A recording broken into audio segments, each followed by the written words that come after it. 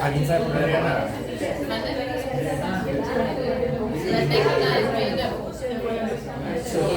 Se fue la luz. No, ya se está prendiendo. No, se fue la luz. No sé dónde se ha ido. No prendió el aire. No se fue. El aire está prendido.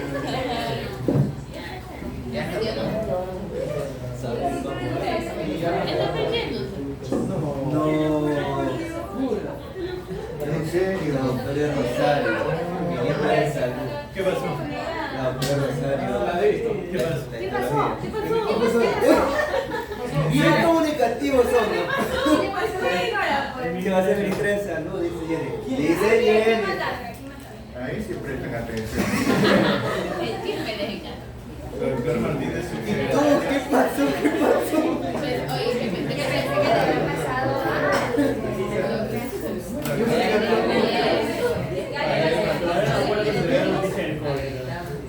A ver, señoras.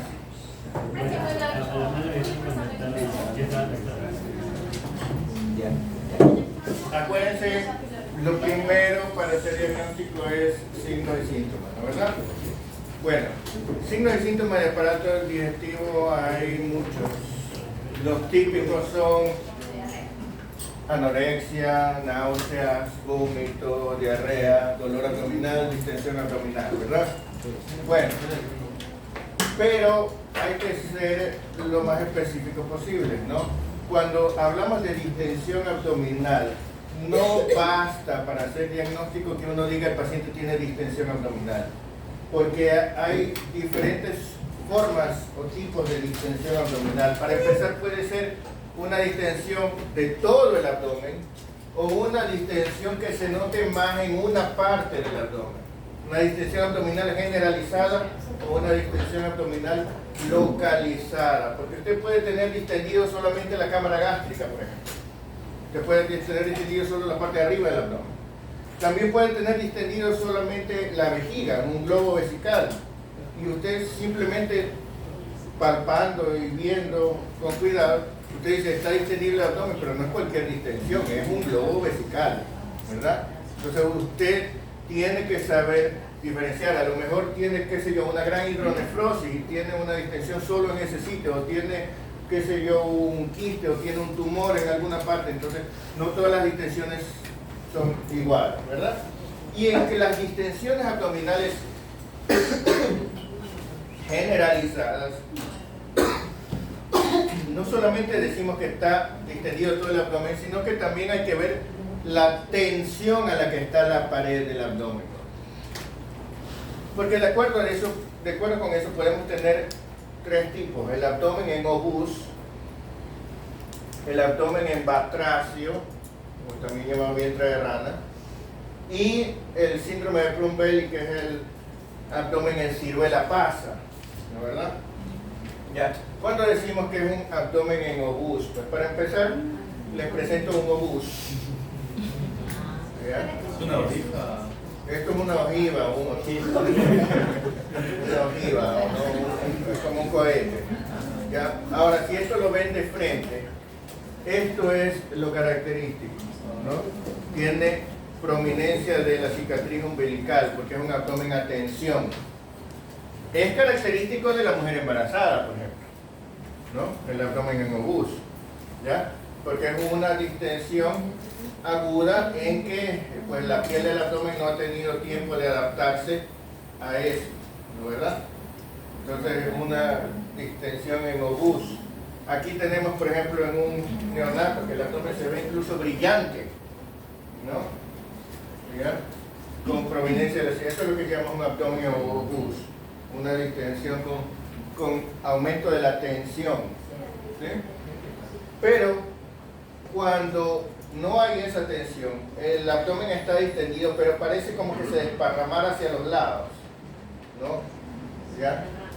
Ya como rana, efectivamente. Eso es lo que llamamos un vientre de batracio, ¿no, verdad? O sea, el abdomen está distendido, de esta manera, pero no se lo ve tenso, más bien parece que a los lados estuviera viéndose, ¿no? ¿Sí? Eso es lo que llamamos el vientre de rana, ¿ya? Pero cuando es así, entonces ahí sí ya se ve por qué le decimos en ciruela pasa, ¿no, verdad? Eso en cambio es una agenesia congénita de los músculos de la pared abdominal, ¿ya? ¿Sí? Entonces, al no haber músculos, lógicamente que no hay ninguna cosa que retenga a las vísceras y por lo tanto parece que estuviéramos con un saco de papas ahí nada más, ¿ya? La última vez que vi nacer un niño así en la maternidad, los médicos no estaban atendiendo, los médicos que lo sacaron, lo cogieron, vieron el abdomen y le dijeron, señora, su hijo nació con unas bolas en el abdomen. No es que solo hay piel, hay las vísceras, lo que no hay en la pared. Entonces parece, literalmente parece que fuera un saco de papas, o sea, no tiene la tonicidad normal como para que se mantenga, ¿no? Si no, usted se va desparramando así, como usted lo coja, ¿no? ¿Y tiene peritoneo? ¿Ah? ¿Peritoneo tiene? Claro, lo que no tiene es músculo, ¿no? La agenesia de músculos de pared abdominal. Tiene la pared, pero no tiene músculo, por lo tanto no tiene el tono que le dan los músculos, no tiene el tono muscular. ¿Ya? Malla. O sea, se le pone una malla por dentro para conservarla, ¿no? No, porque el problema es que sí, pues camina. ¿Cuál es el pronóstico? ¿Ah? ¿Cuál es el pronóstico de vida? Normal. Lo que pasa es que tiene que se pone por eso para. ¿Ah? Para que cambie Sí, la medida que habitualmente quiere. Bueno, cuando ha habido una distensión abdominal y queda piel redundante, ¿no? ¿Ya? Esto es una distensión abdominal localizada, ¿verdad? ¿Sí? Aquí en cambio son las mamás las que suelen venir y decir, doctor, a mi hijo le salen unas bolas en la barriga. ¿Ya? Este es un paciente que tendrá unos 2 meses de edad, ¿no? ¿Sí? Fíjense ustedes que son 4 fotografías del mismo paciente en diferentes momentos, ¿no? Miren cómo va cambiando. ¿Ya? ¿Sí? ¿Ya? Esto se está moviendo. ¿Sí? Esto se está moviendo. O sea, este surco que ven aquí está yéndose así. ¿Ya? Porque esto, lo que está distendido es ¿qué parte? ¿Será la vejiga? No, porque eso estaría debajo del ombligo. ¿Qué es? Peristaltismo. Es peristaltismo, pero ¿de quién? ¿De qué? Del estómago. Este es el estómago distendido. Esto es la cámara gástrica distendido. Esto es el cuadro típico de un paciente con estenosis pilórica. ¿Sí? Tiene nombre de un símbolo. Este paciente tiene estenosis pilórica. Esto se llama peristaltismo gástrico visible, ¿no? ¿Ya? El estómago está luchando por tratar de hacer pasar el alimento hacia el duodeno. ¿Ya? Y entonces, por momentos parecería, ¿sí ven? Parecería una masa. Este es un paciente con estenosis pilórica, ¿está claro? Este es el mismo, este es otro paciente también con estenosis pilórica en otro momento. Entonces se ve la distensión solamente a nivel de la cámara gástrica, ¿no, verdad? Esto hay que diferenciarlo de una distensión abdominal, porque esto solamente es una diástasis de los rectos, ¿no, verdad? Eso no es propiamente distensión abdominal. Muy bien. Entonces, decimos que vamos a ver diagnóstico diferencial de vómitos, ¿no, verdad? ¿Sí? Tienen lo que les mandé a leer, digamos lo que el aparato digestivo. ¿Ah? ¿Tiene? ¿Alguien tiene? ¿No? Si no, bueno, fíjense ustedes, cuando hacemos diagnóstico diferencial de vómitos, tienen que entender una cosa. Yo les dije siempre, lo primero es diagnosticar signos y los signos de síntomas, ¿verdad? O sea, si un paciente viene diciendo, doctor, mi hijo tiene convulsiones, lo primero que tengo que hacer es ver si realmente son convulsiones, porque el paciente a lo mejor tiene escalofríos, el niño a lo mejor tiene corea, a lo mejor tiene atetosis, a lo mejor tiene hemibalismo, a lo mejor tiene un tic, ¿sí? ¿Ya? A lo mejor tiene alucinaciones y empieza a sacudirse y el familiar cree que tiene convulsiones, ¿ya? Entonces, usted lo primero que tiene que hacer es ver si ese es el signo. Si el paciente viene diciendo, le refiero a este paciente porque tiene ictericia, entonces lo primero que usted tiene que ver es si está la piel y las mucosas amarillas, porque a lo mejor es nada más que tiene una hipercarotinemia porque comió mucha zanahoria o pigmentos de, qué sé yo, de papaya o de lo que sea, y entonces está amarillo pero no tiene realmente ictericia, ¿no es verdad? Entonces, si el paciente tiene vómitos, lo primero, o mejor dicho, si me vienen a decir que tiene vómitos, lo primero que tengo que hacer es ver si realmente son vómitos, porque le van a llamar vómitos a cualquier cosa en que salga por la boca, ¿verdad? Y no necesariamente son vómitos. Lo primero que tengo que hacer es diferenciarlo del reflujo gastroesofágico, ¿no es verdad? ¿Cuál es la diferencia?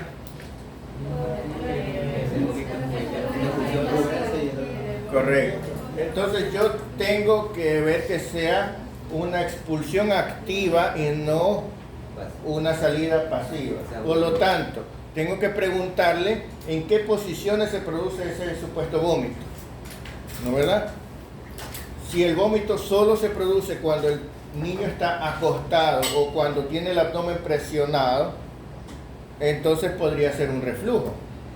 Si solo se produce cuando está muy lleno, podría ser un reflujo, ¿verdad? ¿Sí? Pero si se produce el vómito aunque no esté ni acostado, ni muy lleno, ni esto, entonces debo pensar que sí es un vómito, ¿no?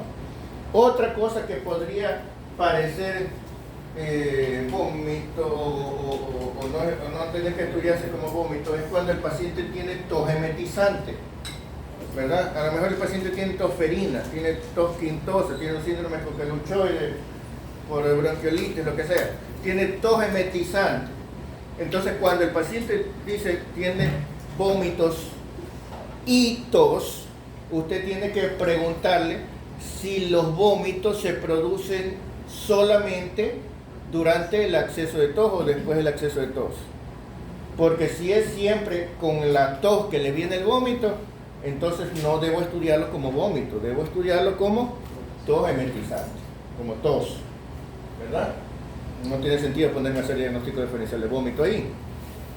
Si el paciente tiene vómito y disfagia, eso tengo que preguntar, porque si el paciente tiene vómito y disfagia, el familiar no viene diciendo tiene disfagia, sino tiene vómito. Entonces yo tengo que preguntar si además tiene disfagia, porque si el paciente tiene dificultad para tragar, el paciente podría tener algo que está obstruyendo aquí y que al mismo tiempo está estimulando el esófago o la faringe y generando el reflejo del vómito, ¿no? Por ejemplo, un bebé que se hubiera tragado una moneda y que la tenga aquí en el esófago, ¿qué va a pasar? Lógicamente, si él dice me tragué una moneda o si alguien lo vio tragarse la moneda, no va a haber dificultad. Pero si nadie se dio cuenta y tiene una moneda ahí atorada y él no lo dice o no lo puede decir porque no habla todavía, ¿qué va a ocurrir? Pues que va a tener molestias para tragar, pero el niño así traga medio y el familiar, este niño malcriado, no quiere comer bien, pero después va a empezar a vomitar y entonces ahí lo van a llevar y lo van a llevar diciendo tiene vómitos. Si usted no se avispa y le pregunta si ha tenido dificultad para tragar, entonces usted va a empezar a hacer diagnóstico diferencial de vómito, que es larguísimo. Le va a empezar a hacer estudios del abdomen, ¿ya? ¿Y eso cómo diagnosticaría una moneda aquí? Con una radiografía de tórax, ¿verdad?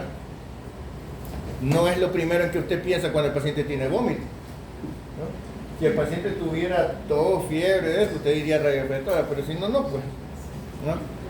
Entonces usted tiene que ver, porque si el paciente tiene disfagia, tiene que investigar. Además, si el paciente tiene, por ejemplo, una acalasia o un divertículo grande del esófago, puede ser que de ahí mismo salga, y eso no es un verdadero vómito, ¿no, verdad? Es contenido del esófago, porque el vómito es expulsión del contenido gástrico, ¿no? ¿Ya? Entonces, esas cosas tienen que diferenciar. Otra cosa que tiene que diferenciar inmediatamente es cuando son vómitos fisiológicos, ¿ya? Cuando el vómito está bien que tenga vómito el niño, cuando está siendo sobrealimentado, ¿ya? Los vómitos por sobrealimentación. ¿Por qué? Porque si la mamá es de esas que piensa que cada vez que llora es porque tiene hambre, y el niño llora porque tiene hambre, porque tiene sueño, porque tiene frío, porque tiene calor, porque está incómodo, porque le duele algo, porque tiene cólico, porque se siente demasiado lleno, porque ya no quiere que le den tanta comida. ¿Ves? Y la mamá cree que lo único que hay que hacer cada vez que llora es darle la teta. Entonces llegará un momento en que se llene mucho y vomite, ¿verdad? Pero ¿cómo lo vamos a diferenciar del niño que realmente tiene vómitos patológicos? ¿Ya? Porque uno puede decirle, ¿y usted le da de comer mucho? ¿Cuántas mamás van a decir, sí, yo le doy de comer demasiado? Ninguna, ¿verdad? ¿Sí? Para toda mamá el niño no come o come muy poquito, a duras penas lo mínimo necesario, ¿sí o no? ¿Ah? ¿Cuál mamá dice, no, mi hijo come demasiado, solo, mi bebé come demasiado? No, ya cuando son grandotes ahí que se come mucho, pero mientras tanto no, ¿verdad? ¿Sí? Entonces, ¿qué es lo que tiene que hacer usted? Usted tiene que ver la curva de peso, de talla, y darse cuenta que ese niño está gordo, grande, y por lo tanto no le va a creer que vomita todos los días, vomita cada rato. Ese niño no está ni desnutrido ni deshidratado. ¿Qué quiere decir? Que está sobrealimentado, que son vómitos por sobrealimentación, ¿no, verdad? ¿Ya? Entonces, una vez que ha descartado eso, porque en ninguno de esos casos usted se va a poner a hacer diagnóstico diferencial de vómito. Una vez que ha descartado, entonces usted dice, no, sí, es vómito y lo tengo que estudiar como vómito. ¿Ya? ¿Cuál es el siguiente paso? El siguiente paso es buscar si hay signos de infección. Sobre todo si hay fiebre, pues, ¿no? Que es lo primero que lo haría a uno sospechar que hay alguna infección. Si hay fiebre, ¿no? Usted empieza a buscar signos de infección en todo el cuerpo. Y eso significa buscar signos, buscar síntomas. ¿Sí? Buscarlos. Porque el paciente puede tener una leve ictericia. Y si usted no se fija, no la encuentra. El paciente puede tener un soplo cardíaco y si usted no lo oculta, no se da cuenta. ¿Ya? El paciente puede tener una parte inflamada en el cuerpo y si usted no lo busca, entonces usted tiene que buscarlo. ¿Por qué? Porque cualquier infección, el paciente puede tener un eritema en el tímpano o en la garganta, ¿sí? Si usted no lo busca, no se va a dar cuenta, sobre todo si es un niño pequeñito que no puede decir me duele el oído, o si es un niño pequeñito que le puede decir me duele cuando orino. ¿Ya? ¿Por qué? Porque una forma inespecífica del cuerpo de defenderse de las infecciones es vaciarse, ¿no, verdad? me están asaltando, boto el celular. ¿No? ¿Ya? ¿Qué? ¿Qué es lo que hace el cuerpo de manera inespecífica? Si usted tiene una infección, lo primero que le da muchas veces, aparte de la cefalea, de la fiebre, es la anorexia, ¿no, verdad? Y si es más grave, le da náuseas. Y si es más grave, le da vómitos. Y si es más grave, le da también diarrea. Así sea una neumonía, así sea una infección de vías urinarias, así sea una infección de oído, así sea una faringitis. ¿Sí? Ya, es una reacción inespecífica. Y las reacciones inespecíficas son más probables y más fuertes en los niños que en los adultos. Mientras más pequeño, más probable. ¿Por qué? Porque los bebés tienen menos inmunidad específica. Entonces se defienden como pueden. Tienen más probabilidades de hacer reacciones inespecíficas. Por eso se defienden mejor contra un germen nuevo como la mutación del COVID que los adultos. Porque los adultos tienen más inmunidad específica. Ya saben quién lo va a atacar. Pero cuando viene alguien nuevo es como comparar a un anciano con un niño en cuál de los dos maneja mejor la computadora. El anciano sabe mucho más, pero frente a la computadora pierde. ¿Sí o no? Porque el niño, aunque no sabe mucho, se adapta mucho más rápido a cosas nuevas. Esa es la ventaja del pequeño, ¿no? Frente al COVID, ¿quiénes se adaptaron mejor? Los niños, ¿verdad? ¿Sí? No porque tengan más inmunidad que el adulto, sino porque tienen más inmunidad inespecífica. ¿Ya? Pelean contra cualquier cosa porque no conocen nada. ¿Sí? Por eso, si ustedes ven en cualquier enfermedad, por ejemplo, si ustedes se buscan cómo se comporta el dengue en los niños, ustedes van a ver que el dengue en lactantes muchas veces da vómitos y diarrea. Ustedes buscan cómo se comporta cualquier enfermedad viral en los niños pequeños, en los lactantes, y muchas veces da síntomas digestivos. Entonces, usted no puede asumir que es aparato digestivo cuando hay síntomas digestivos. Usted tiene que empezar por ver si hay alguna otra infección. ¿Estamos claros? Entonces, primero ver si realmente es vómito y si vale la pena estudiarlo como vómito. Segundo, ver si hay alguna infección. Tercero, una vez que hemos descartado que hay alguna infección, entonces decimos, este vómito solamente puede ser neurológico o digestivo. ¿Por qué? Porque el vómito por definición es un reflejo. El vómito no lo produce el agente causal, el vómito lo produce el cuerpo defendiéndose. Es un reflejo, o sea, requiere que haya un estímulo que vaya al sistema nervioso, y el sistema nervioso tiene, recuérdense que en el bulbo está la zona postrema y junto a ese el centro del vómito, y manda a hacer los movimientos antiperistálticos para expulsar, ¿verdad? El vómito es un reflejo, y todo lo que es reflejo puede ser causado por un trastorno del sistema nervioso. O sea, si yo tengo algo en el sistema nervioso que directamente estimule el centro de vómito, así no tenga nada aquí, se me va a producir el vómito, ¿verdad?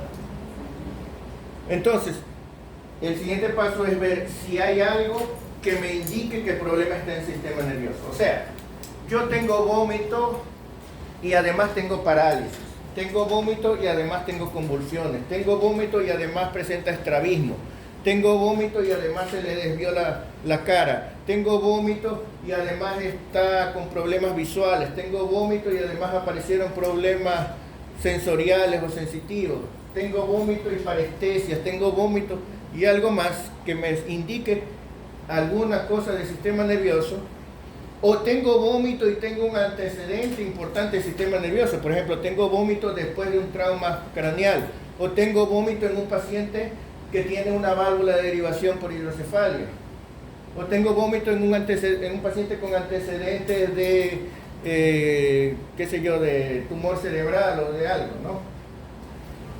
¿Ya? Entonces, en esos pacientes, tengo primero que descartar que el vómito no sea producido por el trastorno neurológico.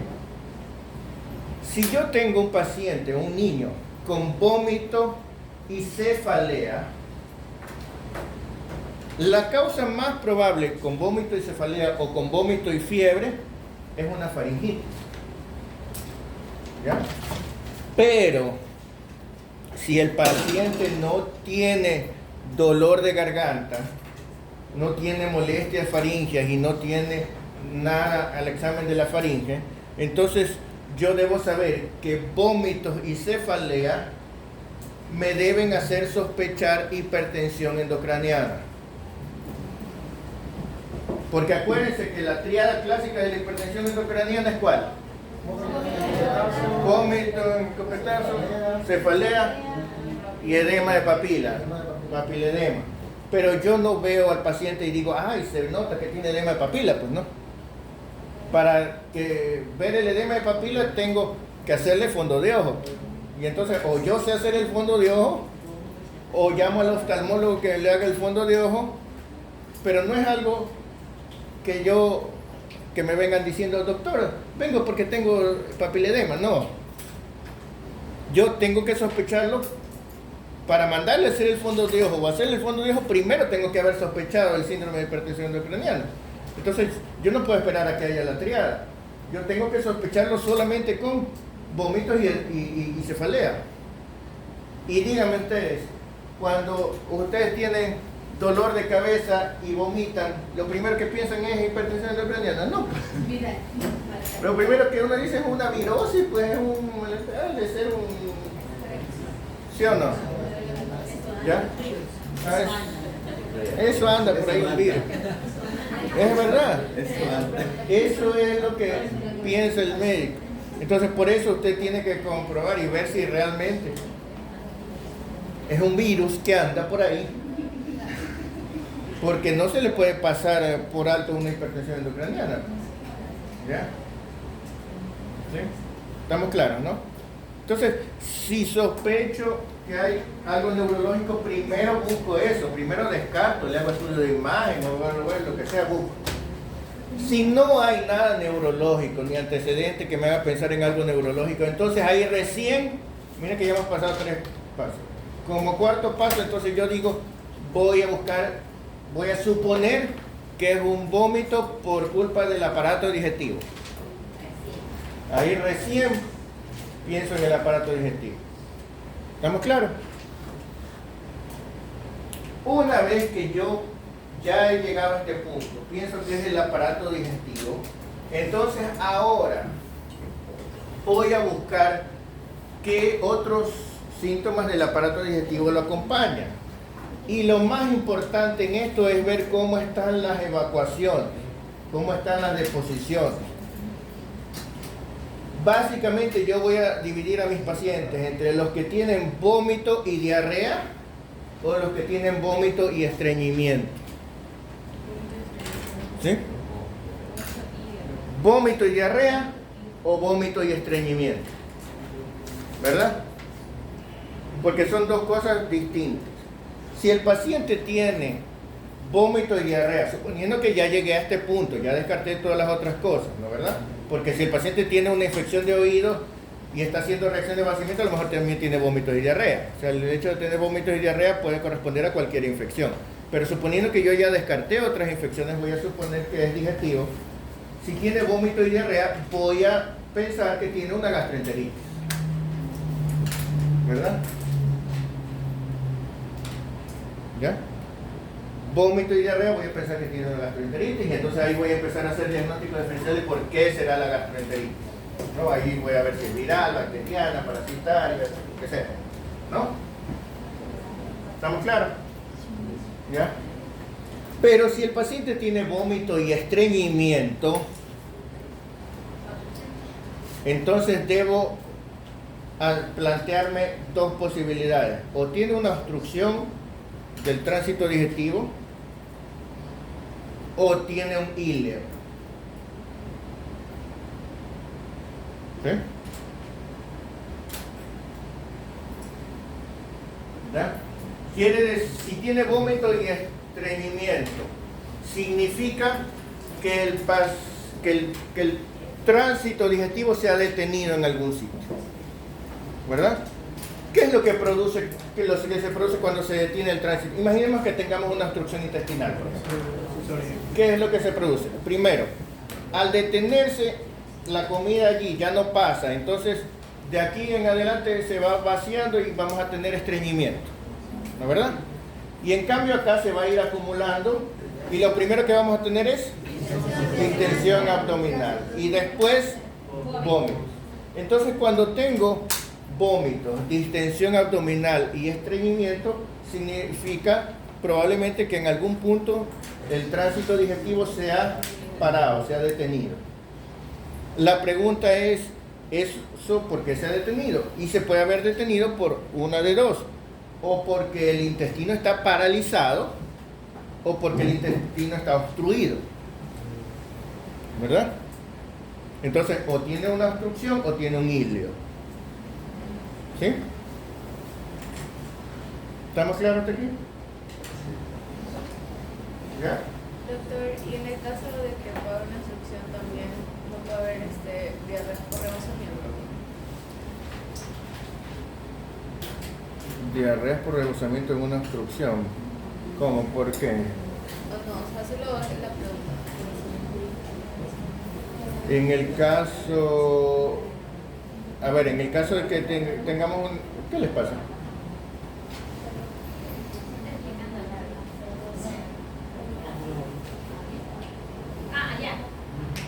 No, es que están así. ¿Ah? ¿Están muertos? ¿Ah?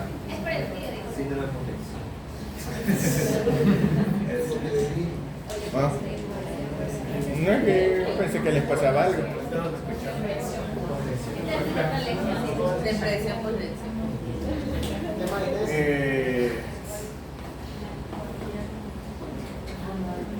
Claro, la diarrea por, digamos, la diarrea por rebosamiento, o sea, no es que es diarrea por rebosamiento, las deposiciones por rebosamiento o la incontinencia por rebosamiento se puede dar cuando hay un fecaloma, ¿no? Y el resto del intestino está tratando de luchar, entonces a los lados del fecaloma puede pasar sustancia líquida, ¿no? ¿Ya? Pero ahí estamos hablando de una deposición, a ver,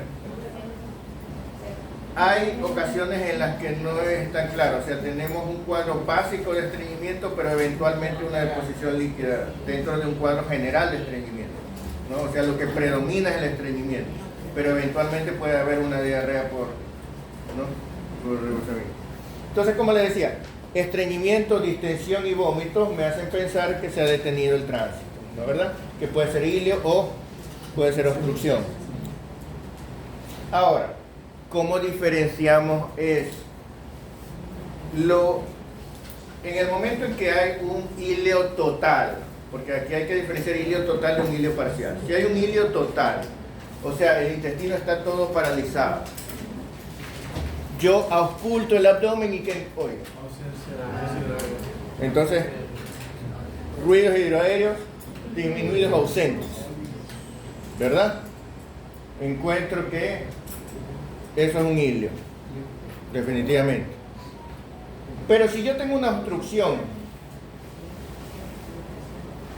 ¿qué hará el intestino? Hará contracciones más fuertes tratando de vencer esa obstrucción. Entonces, ¿cómo van a estar los ruidos? Aumentados. A veces incluso a la simple inspección podría yo ver lucha de asas. ¿Sí?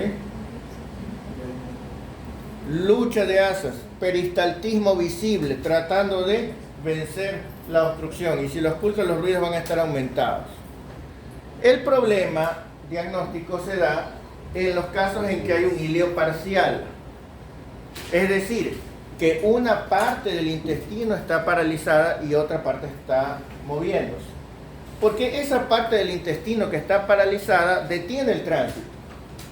Pero la parte que está sana empieza a luchar contra contra la parte enferma, y entonces usted va a encontrar ruidos hidroaéreos aumentados, como si fuera una obstrucción. ¿Ya? Eso es lo que en clínica se conoce como una pseudo-obstrucción intestinal. La pseudo-obstrucción intestinal es un híleo parcial. ¿Sí? ¿Ya? Tomen en cuenta eso porque muchos médicos no entienden lo que es una pseudo-obstrucción intestinal y creen que cuando está medio obstruido es una pseudo-obstrucción. Pseudo-obstrucción significa que no hay obstrucción, sino parálisis, solo que no está paralizado todo el intestino, sino solo una parte. Y entonces los síntomas son como que hubiera obstrucción, pero en realidad es híleo. ¿Ya? Pero clínicamente se diferencian una vez. Entonces, clínicamente no se diferencian en ruidos hidroaéreos, ¿no es verdad? ¿Ya? Ahí la cosa es mucho más complicada porque usted tiene que ver muchos otros síntomas para ver qué es lo más probable. No hay ninguna manera de estar seguro de cuál de los dos es. Entonces usted tiene un paciente con este síndrome, distensión abdominal, vómitos y estreñimiento. Usted lo que va a hacer es ver si hay peristaltismo aumentado o no. O sea, observar el abdomen y ocultar ruidos hidroaéreos. Y si hay peristaltismo disminuido, usted sabe que es un híleo. Si hay peristaltismo aumentado, lo más probable es que sea una obstrucción, pero podría ser un híleo parcial. ¿Estamos claros? ¿Ya? Entonces, en la obstrucción parcial, en el híleo parcial que no hay ruidos hidroaéreos aumentados. Lo mismo que en una obstrucción. Hay distensión abdominal, vómito, estreñimiento con ruidos hidroaéreos aumentados. ¿Sí? ¿Ya? Y en el híleo fecal solo los ruidos van a estar ausentes. Así es. ¿Estamos claros? Sí. ¿Ya? Muy bien. Miren, por ejemplo, no sé si alguna vez estudiaron intoxicación por plomo, por ejemplo. Estudiaron los cólicos de plomo, ¿no? Los cólicos de plomo, el dolor abdominal en la intoxicación por plomo. La intoxicación por plomo produce un híleo parcial, ¿no? Entonces lo que tenemos es un síndrome de pseudo-obstrucción intestinal y lógicamente el peristaltismo aumentado puede generar el dolor tipo cólico. ¿Verdad? ¿Ya? Lo mismo los cólicos que se dan, por ejemplo, en la porfiria. Es un tipo de pseudo-obstrucción intestinal. Es un híleo parcial, ¿no? ¿Ya? Pero como se darán cuenta, no son casos tan frecuentes, ¿no? En algunas veces en la neuropatía diabética también puede producirse un híleo parcial, ¿no? ¿Ya? A veces se puede producir un híleo parcial cuando recién está empezando un híleo, ¿no? Entonces comienza parcial y después de unas horas ya se hace un híleo total, ¿no? ¿Qué? Estamos claros, ¿no? ¿Ya?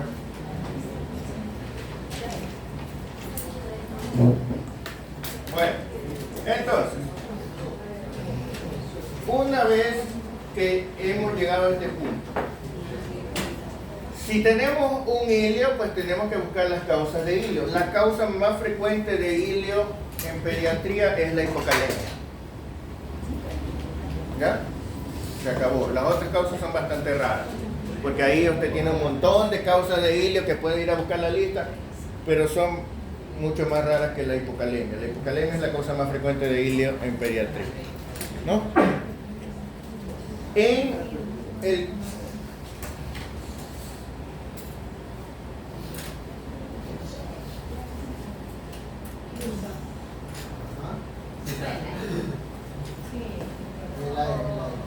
¿Ah? Abra la puerta.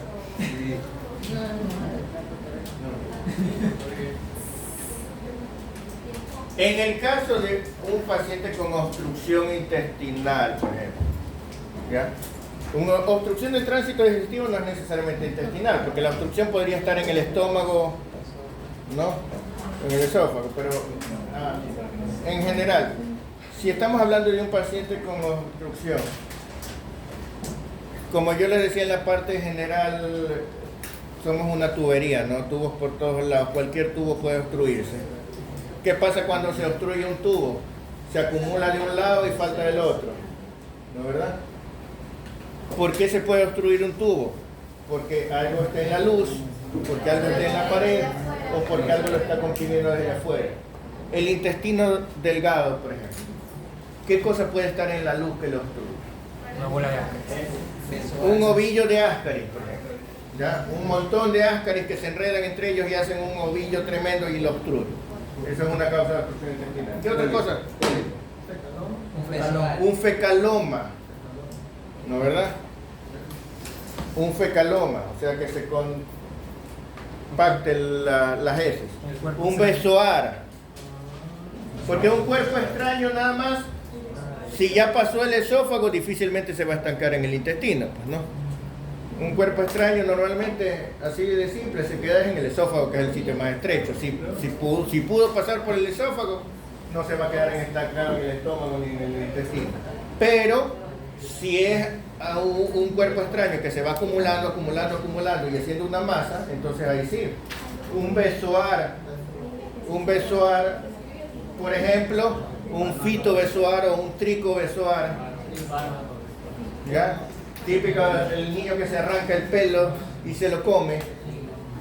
Se va haciendo una masa que incluso llega a ser una masa palpable. Usted puede palpar, eso se queda en el estómago, es una tremenda masa que lo obstruye. Y entonces hace un síndrome de obstrucción digestiva, ¿no? Exacto, puede hacer, pero dentro de luz entonces tendríamos un fecaloma. El equivalente del fecaloma en un recién nacido sería lo que llaman un ilio meconial, ¿no? Un síndrome de tapón de meconio, ¿no? Pero bueno, eso sería dentro de la luz, ¿no? ¿Qué sería en la pared? Tumor.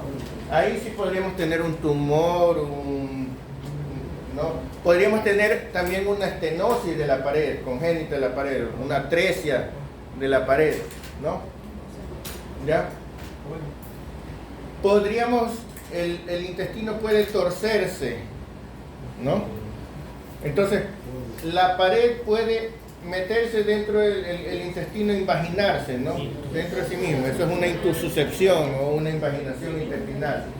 También puede torcerse y hacerse un vólvulo, ¿no es verdad? Una hernia encarcerada, ¿no? De hecho, eso ya sería una compresión externa, porque es la pared del abdomen que lo comprime, ¿no? ¿Ya? O una herniación dentro de una brida, por ejemplo, ¿no? Entonces, ¿qué cosa lo puede comprimir por fuera? Puede ser una adherencia, una brida que quede, por ejemplo, después de una cirugía, ¿no? Típicamente los pacientes, por ejemplo, operados de apendicitis, después de un mes regresan con un síndrome de obstrucción intestinal, suele ser porque quedaron bridas y adherencias por la peritonitis, ¿no?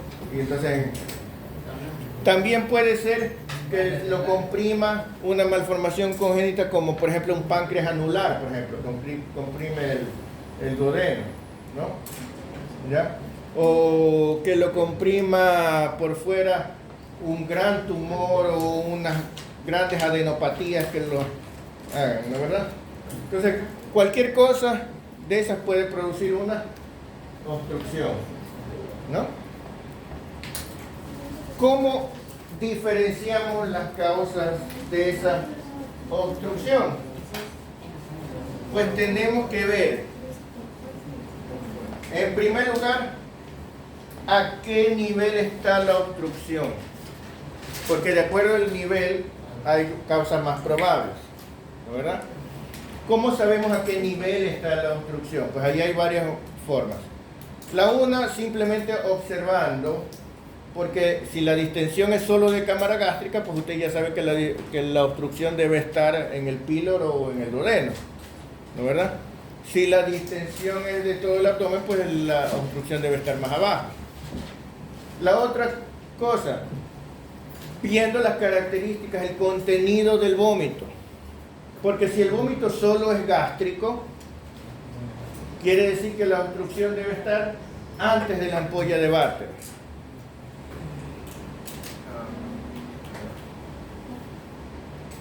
La bilis llega a la segunda porción del duodeno, ¿verdad? A la ampolla de váter.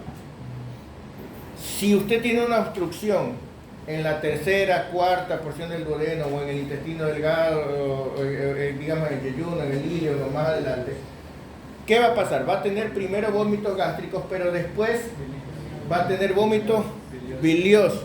Pero si usted tiene una estenosis pilórica, así lleve 4 meses con vómitos, siempre va a ser gástrico, ¿no es verdad? Entonces usted sabe, o si tiene una atresia duodenal, pero por encima de la ampolla de váter, ¿no? El vómito siempre va a ser de contenido gástrico, nunca va a ser bilioso. Si el vómito es bilioso, quiere decir que la obstrucción fue después de la ampolla de váter. Y si la obstrucción es muy baja, después de ser bilioso, el vómito empieza a ser fecaloide. ¿Sí? ¿Ya?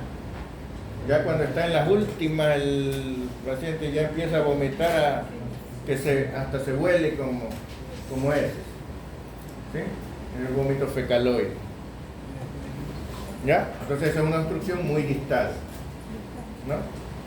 La otra cosa es ver las radiografías, ver las imágenes, porque lógicamente todo lo que está antes de la obstrucción va a estar dilatado y después de la obstrucción va a faltar, va a haber menos aire de lo habitual, ¿no? Usted puede tener una obstrucción en cualquier parte, usted puede tener una obstrucción en el recto, ¿verdad? ¿Sí? Usted puede tener una atresia anal, por ejemplo, que no se hayan dado cuenta, ¿no? ¿Ya? O una estenosis anal, o puede tener ¿no? Entonces, usted se da cuenta que de obstrucción hacia proximal va a estar dilatado y de obstrucción hacia distal va a estar disminuido el calibre. ¿Sí? ¿Ya? Y la otra cosa por lo que puede valorar el nivel de la obstrucción es de acuerdo al orden en que se presentan los síntomas, la progresión de los síntomas. ¿Por qué? Porque si la obstrucción es muy alta, imagínese usted que tiene una estenosis pilórica, ¿ya? Usted sabe que en todos los casos de obstrucción va a haber distensión abdominal, vómito y estreñimiento. Pero si tiene una estenosis pilórica o tiene una atresia duodenal, por ejemplo, ¿qué va a tener primero? ¿Vómitos o estreñimiento? Vómitos, porque la obstrucción está bien arriba. Primero va a llenarse, a tener vómitos y tiene que pasar un tiempo hasta que se vacíe todo el resto para recién tener estreñimiento, ¿no es verdad? Pero en cambio, si usted tiene una obstrucción en el recto por un fecaloma, ¿qué va a tener? Primero va a tener el estreñimiento y después de que se haya rellenado todo, ahí recién va a empezar a tener vómitos, ¿no es verdad? Entonces, si el estreñimiento es precoz, es una obstrucción más distal, y si los vómitos son más precoces, es una obstrucción más proximal. ¿Estamos claros? ¿Sí?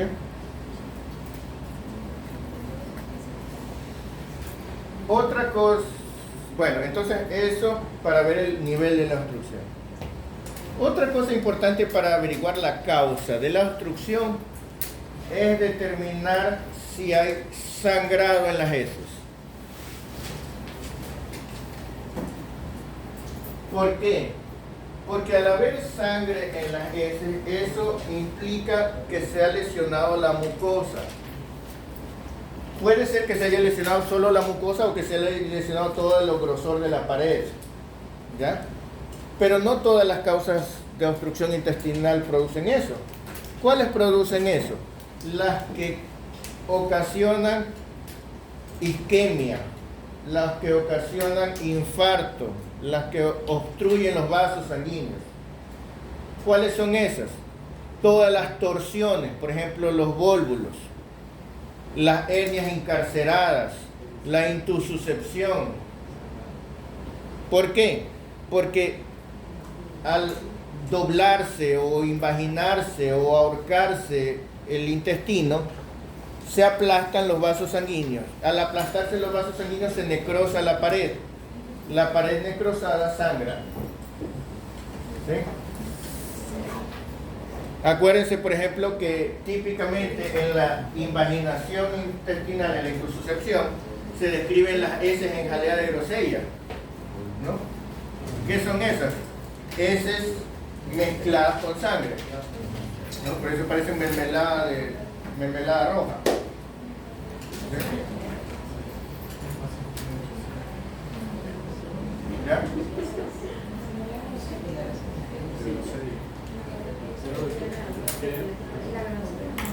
¿Ah?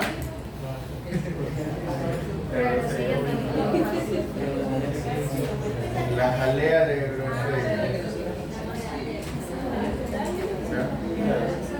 Bueno, ya, hay mermelada roja, ya. Mermelada guayaba, ya, de lo que sea, ya. La guayaba Ya, ok, no importa, ya, lo importante es que tiene sangre, ya. Ya. Pero miren que estamos hablando de heces mezcladas con sangre, no heces con estrías de sangre encima. ¿Sí? Ya, que no es lo mismo. ¿Ya? Porque usted puede tener fisuras anales porque está estreñido y va raspando las márgenes anales y entonces encima de las heces hay sangre, eso es diferente. ¿No? Aquí no, aquí la masa de las heces está rojiza mezclada con sangre. ¿Sí? ¿Ya? O es directamente sangre lo que sale. ¿Estamos claros, no? ¿Ya?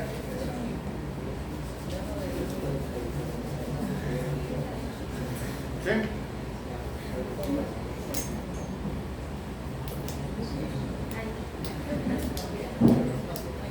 Tienen una cara de que ya es demasiada información. Todavía falta bastante. Están procesando así como que en una cara estamos en shock. ¿Ah? No, de verdad, se les nota en el rostro así esa cara. Internet Explorer. Esa cara de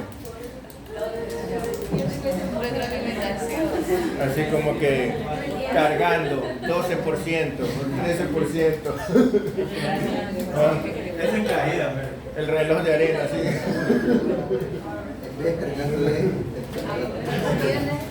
Reiniciando. ¿Ah? Error. ¿Ah? Ya está bloqueado así.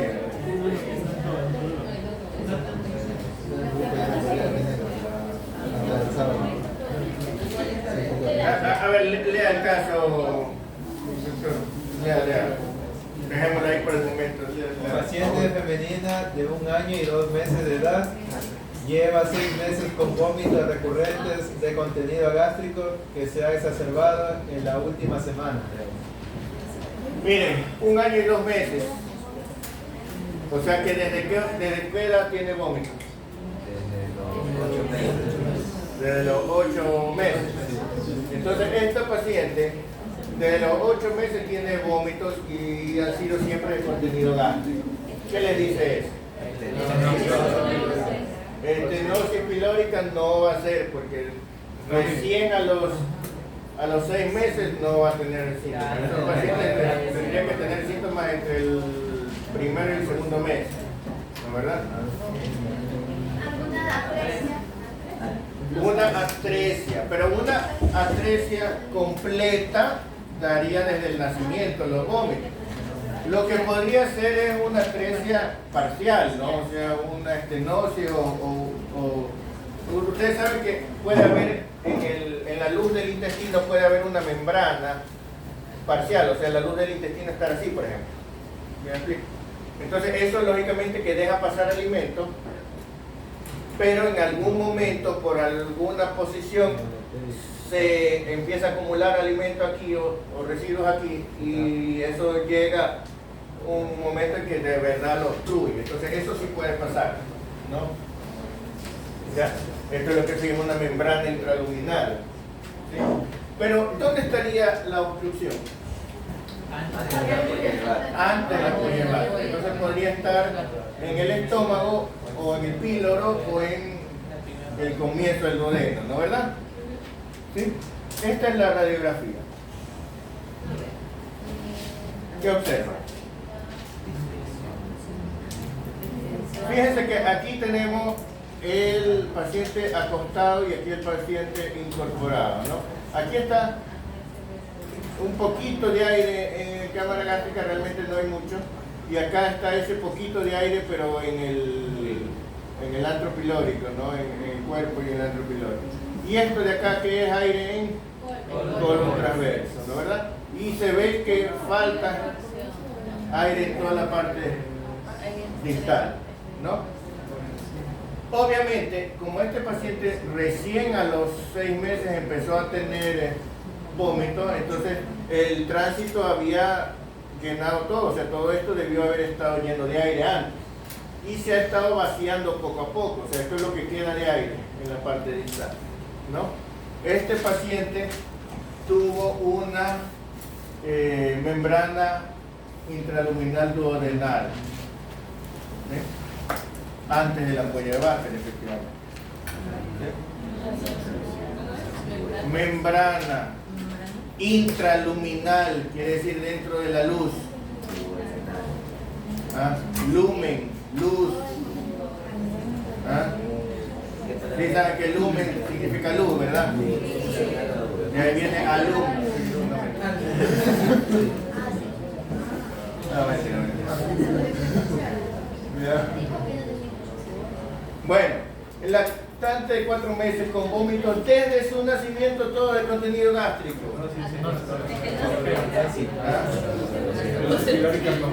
Eso no puede ser una estenosis hipertrófica con interfíloro, porque no sería desde el nacimiento los vómitos, ¿no verdad? Lo que podría ser es una atresia, ¿no verdad? Este paciente tiene efectivamente una atresia duodenal, ¿no verdad? Miren la cámara gástrica dilatada, ¿no?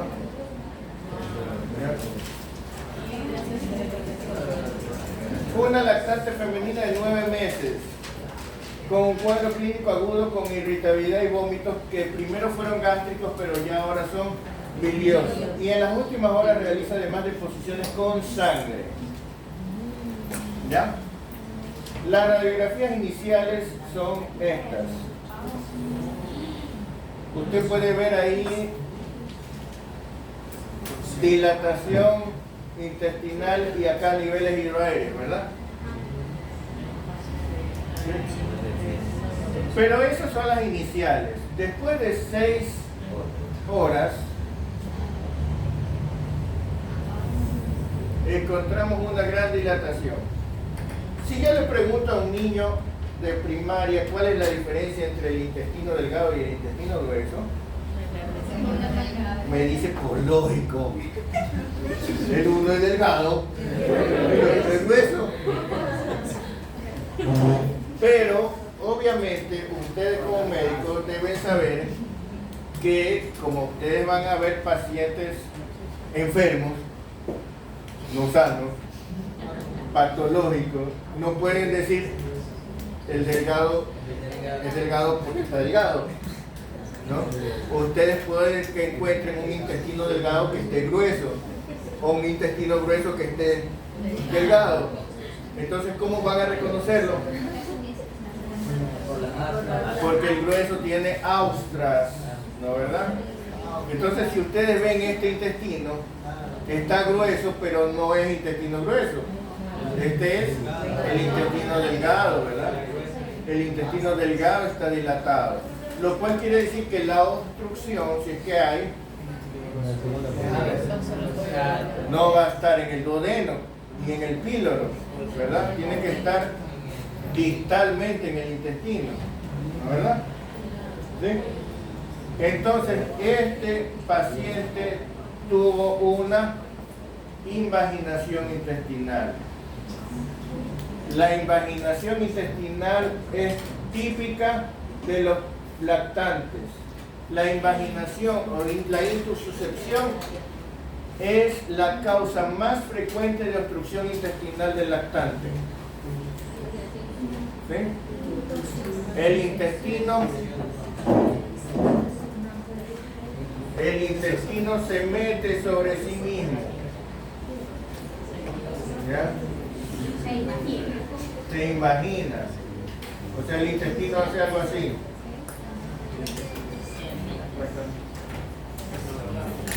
¿Ya?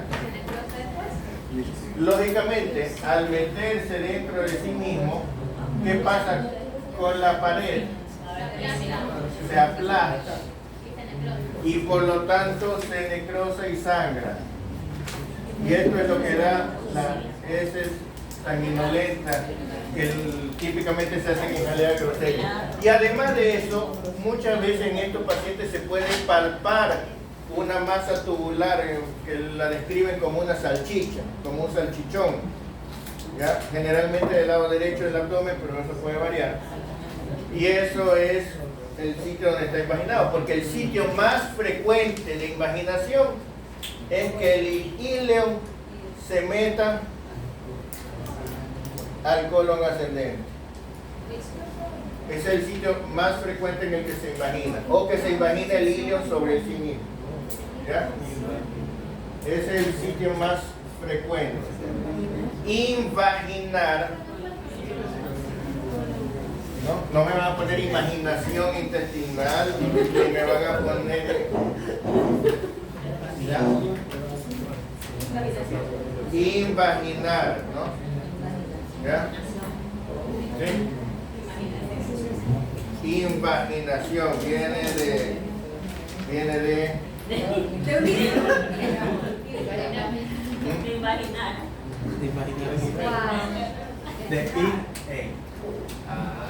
Imagina. ¿Qué significa vagina? ¿De dónde viene la palabra vagina? Canal. De cavidad.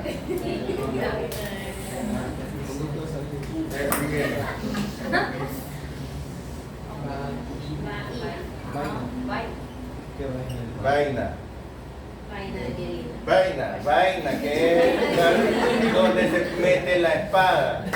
Esa es la vaina. Esa es una vaina.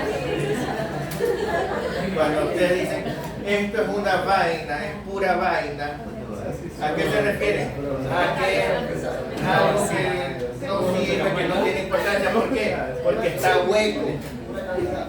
¿Ya? Es como que el regalo, la pura caja, no hay nada dentro. Eso es lo que decimos, es pura vaina. ¿Ya? O sea, parece que fuera algo, pero en realidad no hay nada. ¿Sí? ¿Ya? Cuando ustedes tienen las frutas aquí, las arvejas vienen en una vaina, ¿no? ¿Verdad? ¿Sí? Eso es una vaina. ¿Ya? Claro.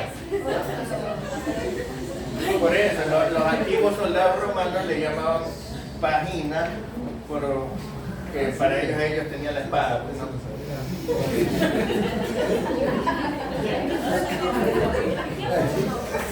Pero bueno, de ahí viene imaginación, ¿no? ¿Ya? ¿Ah? Se emocionan con esas cosas. Ahí se despierta.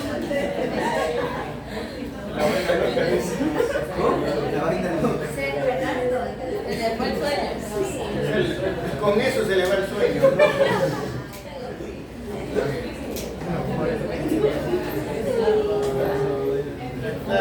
Claro.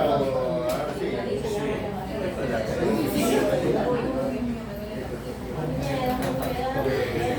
2 años con dolor tipo cólico y además estreñimiento y vómitos primero gástricos y luego biliosos. ¿Ya? Pero este es un cuadro agudo a los 2 años. ¿Qué opinan? Que se ha obstruido. Sí ven la dilatación y ven los niveles y ven todo eso, ¿no? ¿Ya? ¿Qué causa podría ser aquí?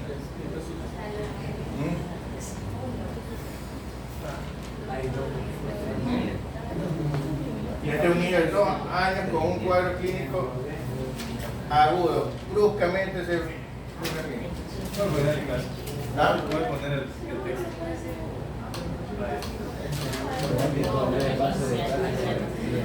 Debe ser Un Volvo. estenosis de la válvula ileocecal.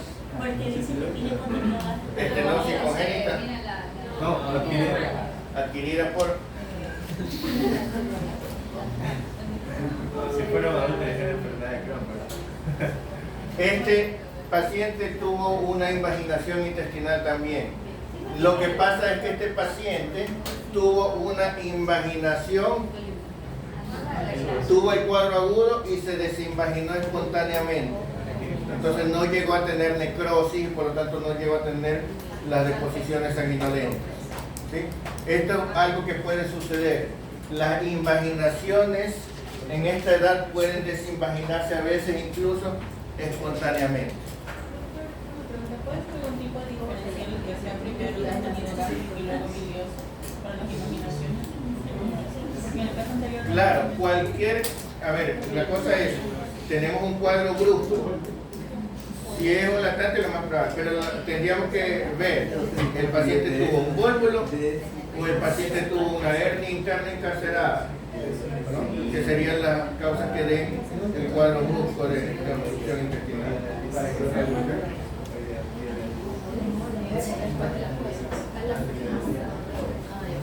¿Cómo verías un vólvulo? La imagen es diferente, la imagen se hace en 2 asas, generalmente como el grano de café, ¿no?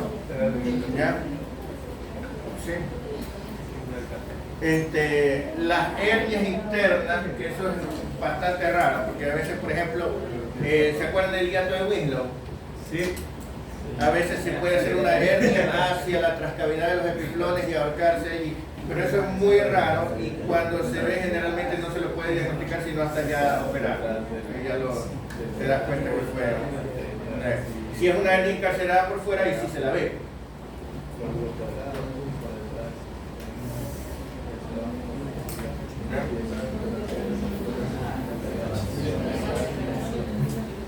En niños, un día. Ah, cualquier edad. Sí. Lo que pasa es que las invaginaciones son más frecuentes en los lactantes. Esa es la edad en la que son. ¿Ya? Distensión abdominal. Entonces esto sí es una atresia. ¿De qué? ¿Será duodenal? Una atresia duodenal daría lo que se llama el signo de la doble burbuja, o sea, solamente en cámara gástrica y en la primera porción del duodeno. Pero aquí tenemos mucho más. Entonces, este paciente tenía una atresia yeyunal.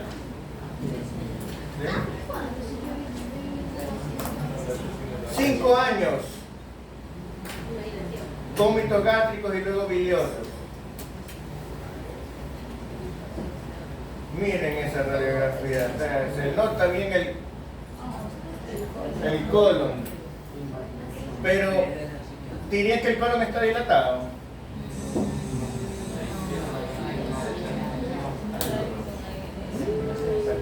O sea, se lo ve bien, pero así como que dilatado tampoco, ¿no? No, si está dilatado es poquito, pues no se lo ve realmente tan dilatado. Se lo ve largo, pero eso es otra cosa, eso no tiene que ver. ¿Qué edad tiene? 5 años. ¿Y ven el intestino delgado? ¿Seguro que no lo ven? O sea, sí, pero... Sí, pero feo. No, ¿verdad? Borroso. ¿Ah? Como sucio. Bueno, ¿qué podrá hacer entonces? 5 años con un síndrome de obstrucción intestinal. ¿Cuál podrá ser la causa?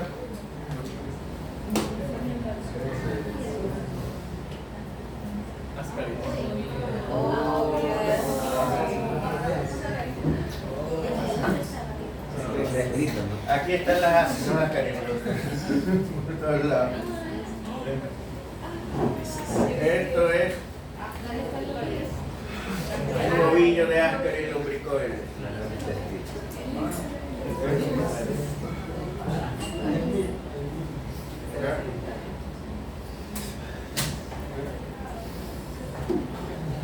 Una niña de 12 años de edad, este es el último caso que veremos hoy,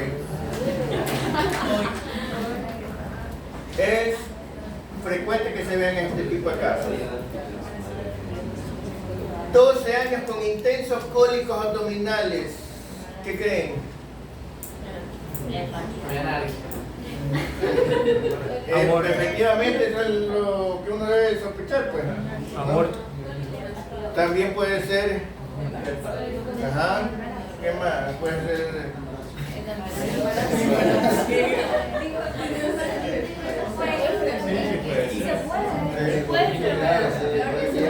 Ay, por favor, estamos en el Ecuador. Aquí a los 12 años ya tienen 2 hijos. Se cuidan. Intensos cólicos abdominales. Pero, esta es la radiografía.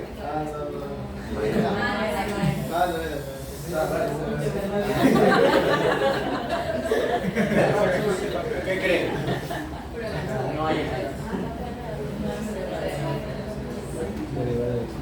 ¿Qué notan?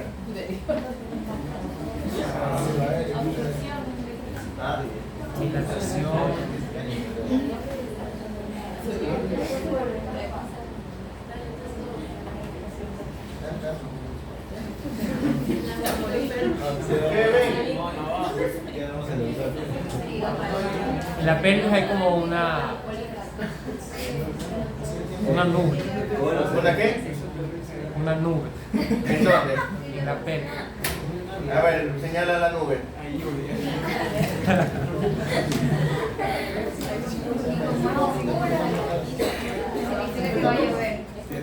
Hazme un favor, señala el trayecto del colon. Porque ahí se puede ver el colon. Señala dónde empieza. Ciego, ¿dónde está? Ciego, colon ascendente. ¿Dónde está el ciego?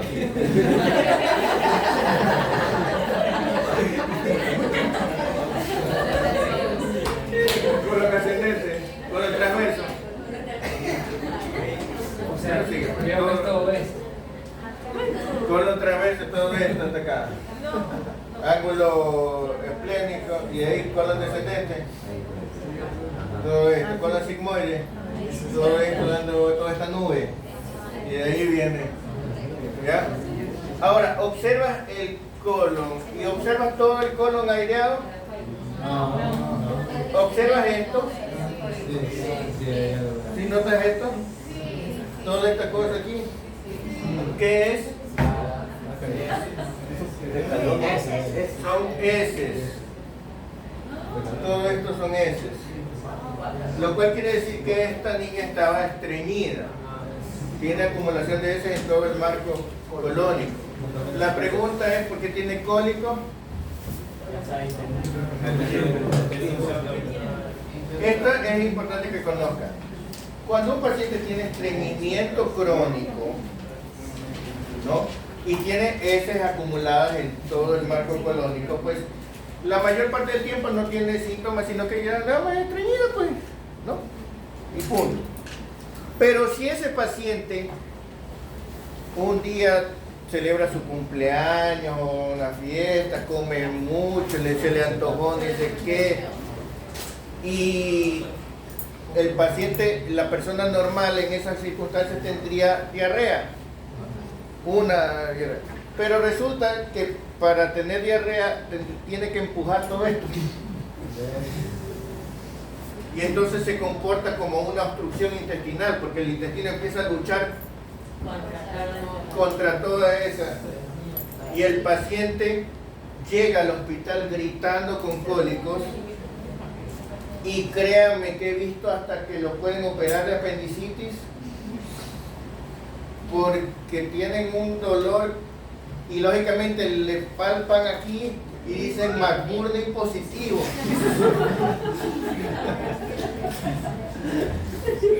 ¿Ah? Pero si le palparan acá también sería positivo y acá también y acá también. ¿Ya? Peritonitis. Lo meten a quirófano, en serio. De verdad. Ya tienen que conocer. Si ustedes ven esto en un paciente que está con intenso dolor abdominal, primero que nada háganle un enema.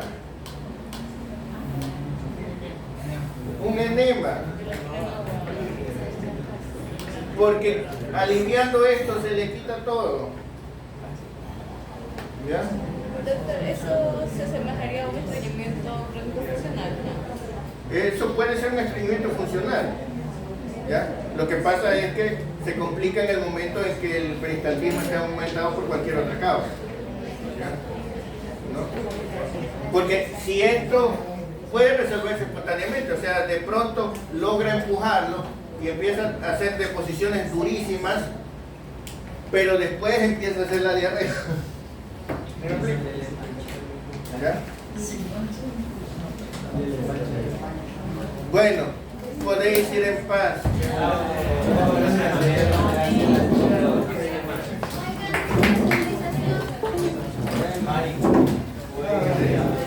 Oigan,